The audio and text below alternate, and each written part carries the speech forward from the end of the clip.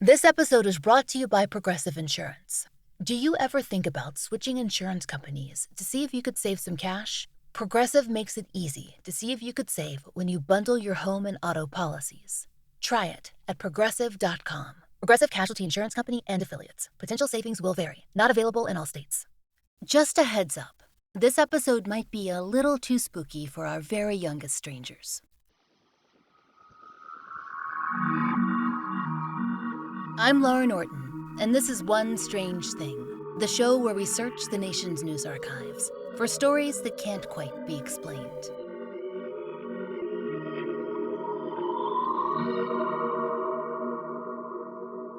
Strangers, we're doing something a little different today, and we're keeping up the theme that we began with our main feed episode on the alleged Georgia werewolf, Emily Burt. Because when we were deep into our research on her story, we ran, on 4 feet even, straight into another southern werewolf legend, one out of Tennessee. Unlike our last tale, it doesn't center on a person, but rather on a place. Hall Spring, or Hall Springs, we've heard it called both, in Dickson County. It's an area better known as Werewolf Springs. And interestingly enough, it gets brought up in relation to another ghoulish Tennessee story, the legend of the White Bluff Screamer. The main reason for this is likely proximity, since Hall Springs and White Bluff are only 10 or so miles apart. But there's a little more to that story, and some crossover beyond geography. So, let's get into it, shall we? We'll start with some very brief context. Dickson County is just west of Nashville, and is home to Montgomery Bell State Park. According to its official website, the nearly 4,000-acre park, quote, was once the center of the iron industry in Middle Tennessee. The park's namesake, Montgomery Bell, founded one of the largest iron industries in Tennessee. Iron was once thought to be more valuable than gold and was a very lucrative industry at the time. So, this park stands on what was once an industrial center. But there were homesteads there too. According to the Tennessee Conservationist, the park was once home to, quote, a community of about 30 landowners that used the land for crops and timber. The community was part of Burns, Tennessee, and consisted of homes, cemeteries, a school, and a church. Most of the structures from that community have been torn down, but evidence of the thriving community remains. The echoes of some of those buildings remain too, as do the names of the families who lived on the property, amongst the trails, the hollows, the lakes, and the springs. One of those families was named Hall, and their surname dots several locations deeper in the park. Per the Tennessean, quote, the Halls were one of several families who lived within the park boundaries before the land was ever designated for park space. In fact, the spot known as Hall Springs is now tucked in the park and only accessible through a trail that takes many hours to hike. It actually takes more than a day to reach the springs and the historic Hall Cemetery. But according to local media, many might be more familiar with another name that we mentioned early on, Werewolf Springs. No, the Halls were never reported to be lycanthropes. But their historic land, that's another situation entirely. Now, strangers, this story has been around a long time. How long, we can't precisely say. But locals told the Tennessean that they'd heard it growing up in the 1950s and the 1960s, and that there are some slight variations. The most popular version includes, and we're sorry to say that we aren't kidding, a train crash and escaped circus animals. Yes, this is our third such presentation on the show. We have some concerns about the safety of our rail lines, to be honest, after reading so many of these accounts. But push on we must. So here is the most popular origin tale of how exactly a werewolf made its way to Hall Springs. According to the Main Street Fairview, the story goes that, quote, the railroad was constructed through the south end of Dickson County, and that it was along this track that a circus, having just performed in Nashville, was heading for Memphis. But at what the paper described as Burns Station, quote, there was an accident. The train derailed and tipped over, crashing the railroad cars. It appeared as if everyone was all right, but some of the circus animals that had been locked in their cages escaped. According to the Tennessean, legend claims that 2 creatures, quote, the wolfmen of Borneo, were never recovered. Now, the legend does not say that these were people with hypertrichosis, the rare syndrome that causes excessive hair growth and often led patients to be recruited or exploited as circus performers. Rather, these wolfmen were apparently literal werewolves. Take that as you will. As best we can determine, the tale seems to describe something like a dogman of the cryptid variety, and as soon as they hit the woods, there were reports of mysterious, screaming howls and sightings of strange beasts lurking every which-where. Now, keep in mind, this was long before the state park ever existed. The area was still in the purview of the town, and the landowners who built their cabins and churches in the rural woods, and while there was plenty of wilderness, there were also people moving through the area. Travelers, workers, locals, and the like. Whether they were initially aware of these supposed werewolves in the woods, we don't know, but they certainly would be after the events of the following story.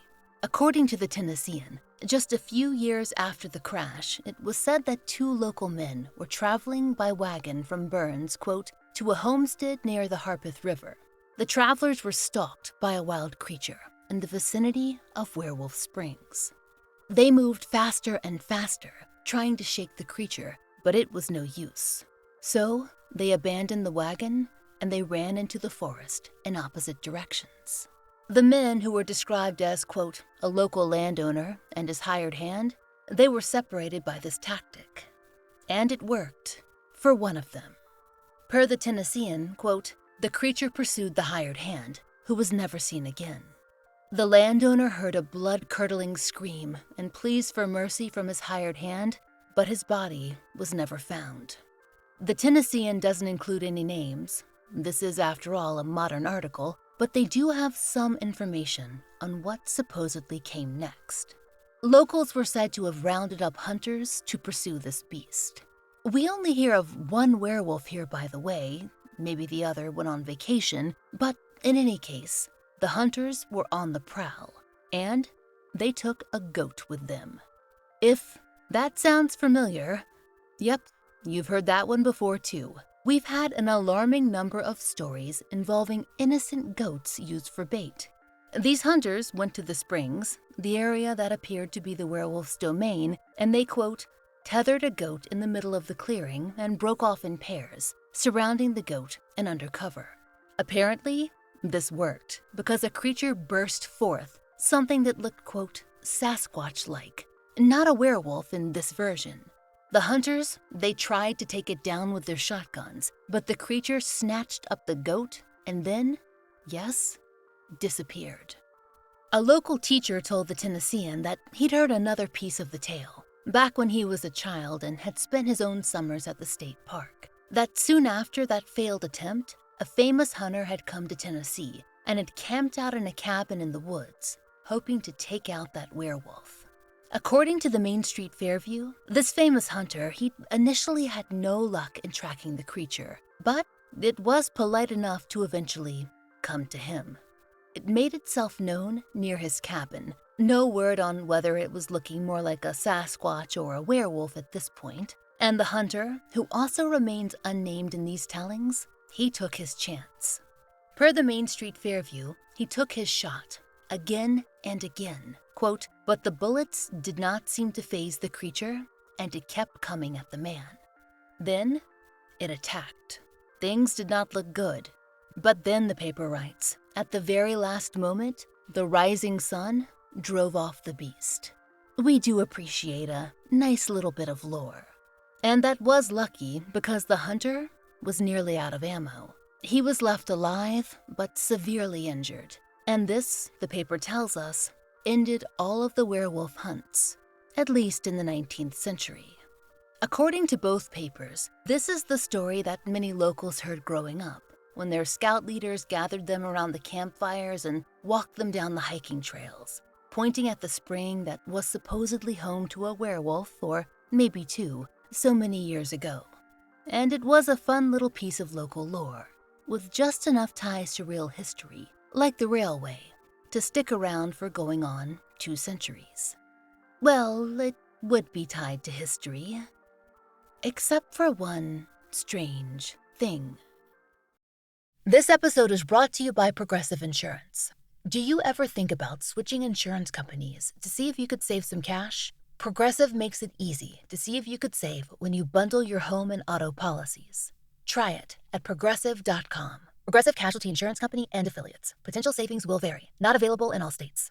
Beautiful Anonymous changes each week. It defies genres and expectations. For example, our most recent episode, I talked to a woman who survived a murder attempt by her own son. But just the week before that, we just talked the whole time about Star Trek. We've had other recent episodes about sexting in languages that are not your first language, or what it's like to get weight loss surgery. It's unpredictable, it's real, it's honest, it's raw.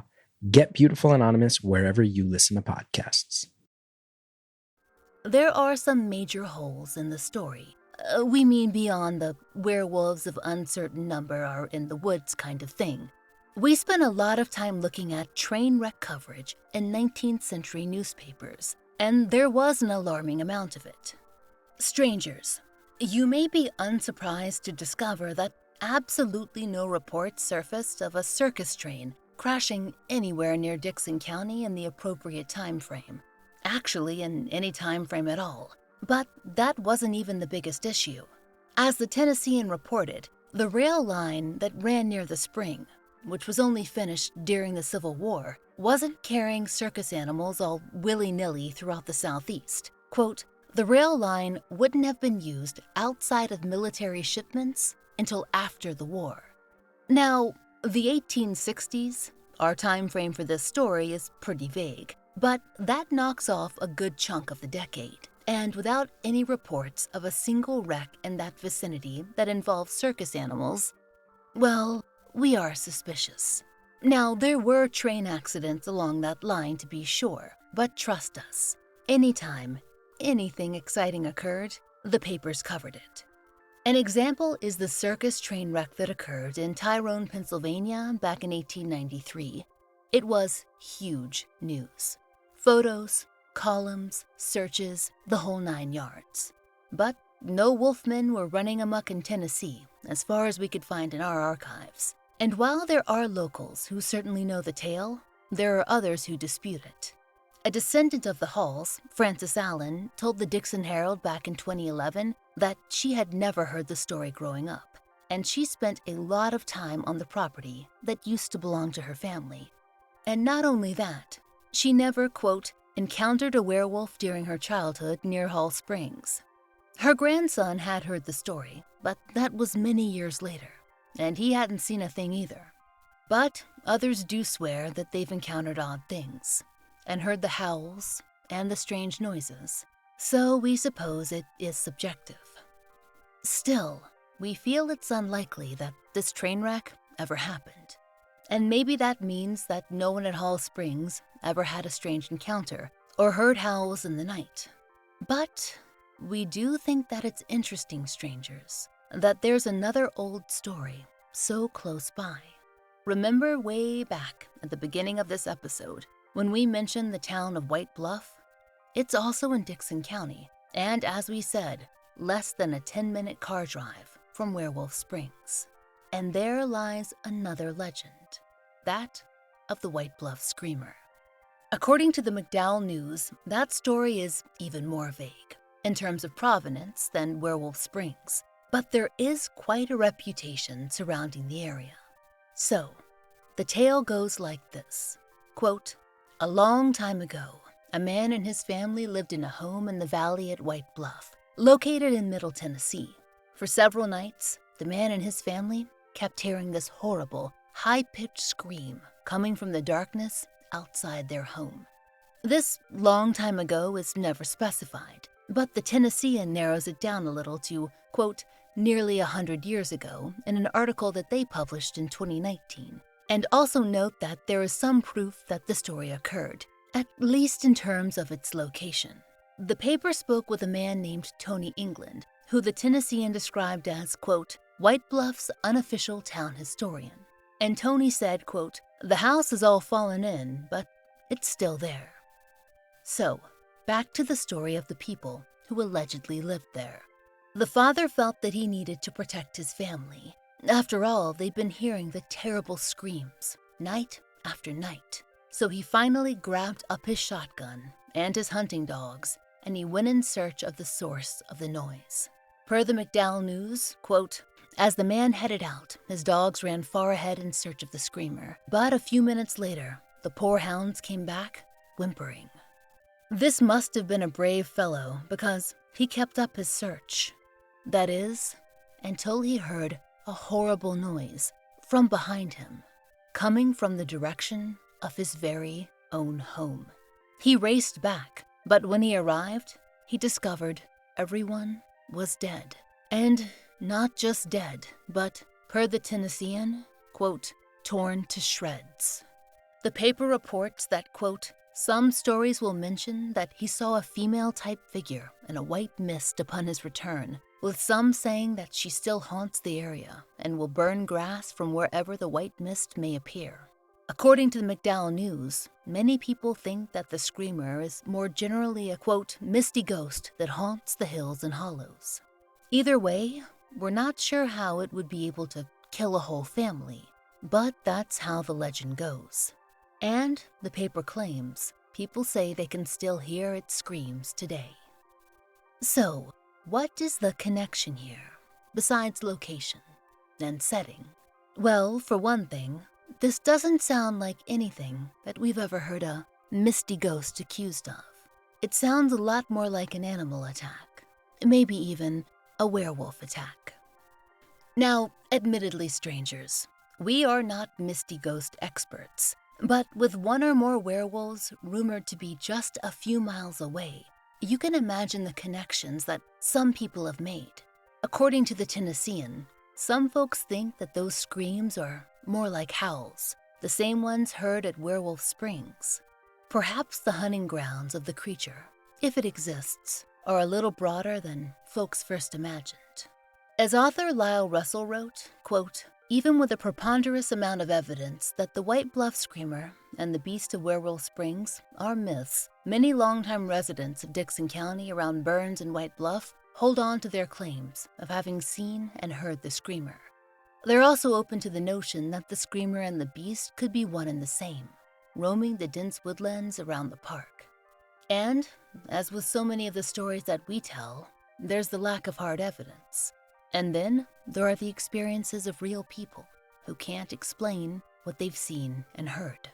In fact, Tony England, that unofficial historian, and his family, they discussed their experiences with the Dickson County History blog. Quote, he told me while there's no historical evidence that the screamer killed that family in the story, something has definitely been heard for years. People have been talking about it for a long time. There was even a possible sighting by a couple way back in the 1930s.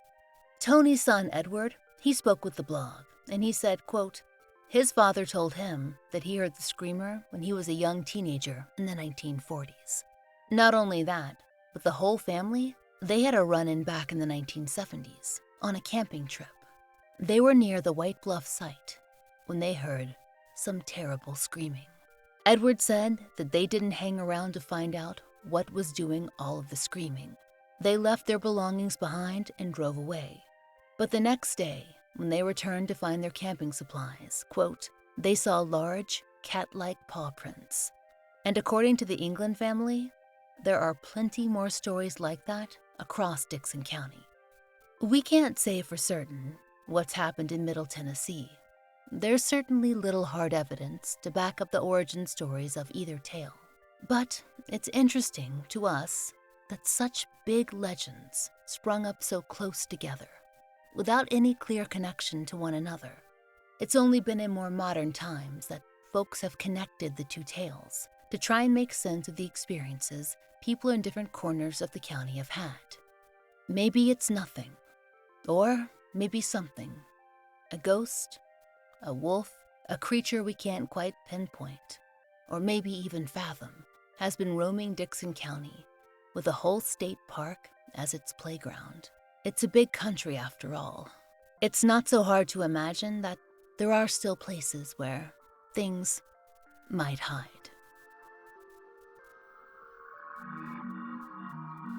We hope you'll join us next time for another premium exclusive episode of One Strange Thing.